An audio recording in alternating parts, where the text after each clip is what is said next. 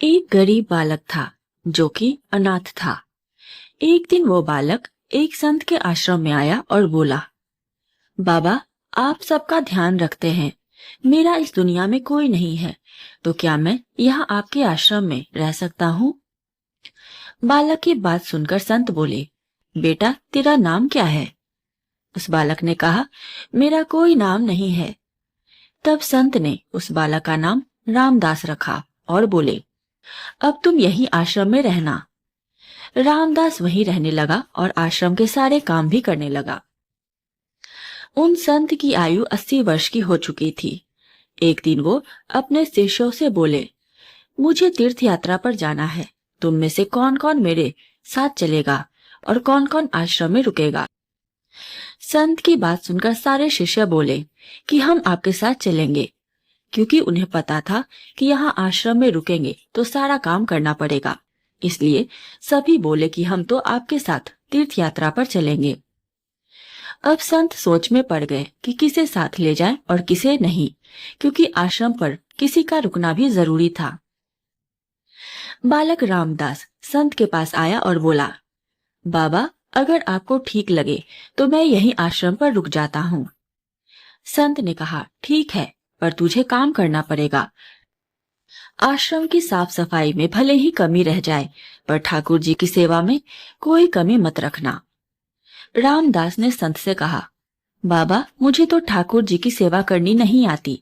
आप बता दीजिए कि ठाकुर जी की सेवा कैसे करनी है, फिर मैं कर दूंगा। संत रामदास को अपने साथ मंदिर में ले गए। वहां उस मंदिर में राम दरबार की झांकी थी, जिसमें श्री राम जी, सीता जी, लक्ष्मण जी और हनुमान जी थे। संत ने बालक रामदास को ठाकुर जी की सेवा कैसे करनी है सब सिखा दिया। रामदास ने गुरु जी से कहा, बाबा, मेरा इनसे रिश्ता क्या होगा, ये भी बता दो, क्योंकि अगर रिश्ता पता चल जाए तो सेवा करने में आनंद आएगा। उन संत ने बालक रामदास से कहा कि तुम कहते थे कि मेरा कोई नहीं है, तो आज से ये राम जी और सीता जी तेरे माता पिता हैं।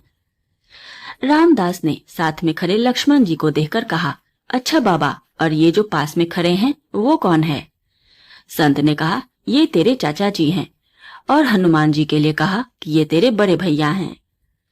रामदास सब समझ गया और फिर उनकी सेवा करने लगा। संत शिष्यों के साथ यात्रा पर चले गए। आज सेवा का पहला दिन था। रामदास ने सुबह उठकर स्नान किया और भिक्षा मांगकर लाया और फिर भोजन तैयार किया। फिर भगवान को भोग लगाने के लिए मंदिर आया। रामदास ने श्री राम, सीता, लक्ष्मण और हनुमान जी के आगे एक एक थाली रख दी और बोला, अब पहले आप खाओ, फिर मैं भी खाऊंगा।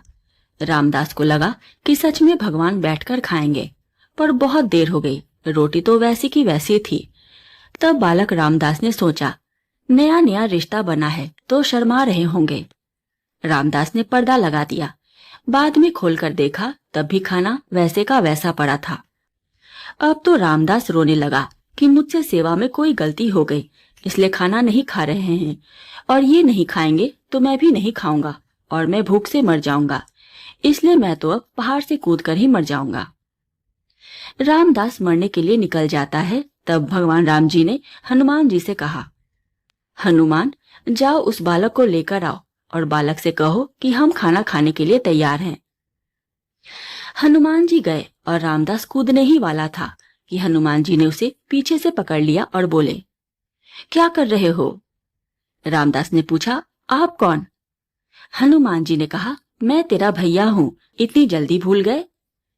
रामदास ने कहा, अब आए हो? इतनी देर से वहां बोल रहा था कि खाना खा लो, तब आए नहीं, अब क्यों आ गए?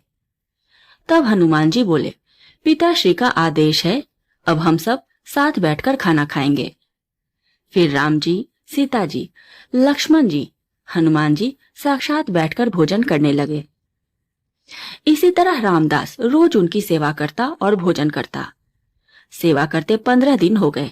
एक दिन रामदास ने सोचा कि कोई भी माँ बाप हो, वो घर में काम तो करते ही हैं, पर मेरे माँ बाप तो कोई काम नहीं करते, सारा दिन खाते रहते हैं। मैं ऐसा नहीं चलने दूंगा।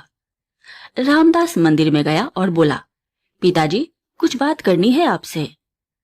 राम जी ने कहा, बोलो बेटा, क्या बात है?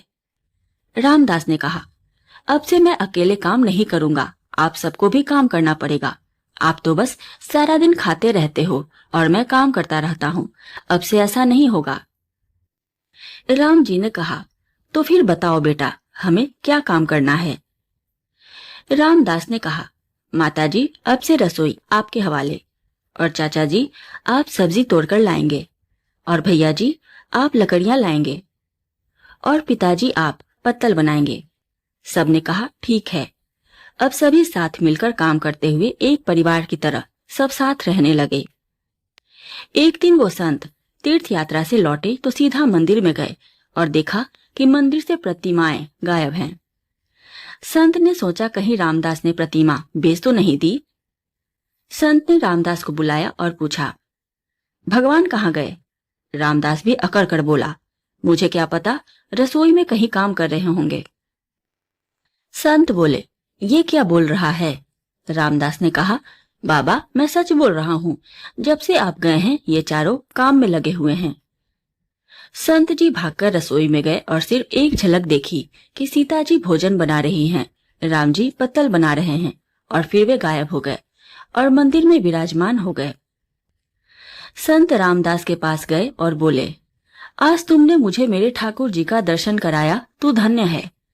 और संत ने रो रो कर रामदास के पैर पकड़ लिए। सच्चे प्रेम और निष्कपट भक्ति में इतनी ताकत होती है कि भगवान स्वयं भी भक्त के अधीन हो जाते हैं। अनाथ बालक रामदास ने जब ठाकुर जी को अपना परिवार मान लिया तो भगवान भी उसके साथ परिवार की तरह रहने लगे। वे भोजन भी साथ करते, काम भी साथ करते और प्रेम से घर परिवार जैसा जीवन बिताने लगे। यह कथा हमें यह सिखाती है कि भगवान तक पहुंचने का सबसे सरल मार्ग है सच्चा प्रेम और भक्ति का भाव। जब हम उन्हें अपना मान लेते हैं तो वे भी हमें कभी अकेला नहीं छोड़ते। दोस्तों, अगर आपके हृदय में श्रद्धा और निष्ठा है तो विश्वास रखिए, भगवान हर कदम पर आपके साथ हैं। अगर आपको यह कथा पसंद आई हो तो वीडियो को लाइक और शेयर जरूर करें। ऐसी ही और प्रेरक कथाएं सुनने के लिए हमारे चैनल को सब्सक्राइब करना न भूलें। फिर मिलेंगे अगली कहानी में। तब तक के लिए धन्यवाद।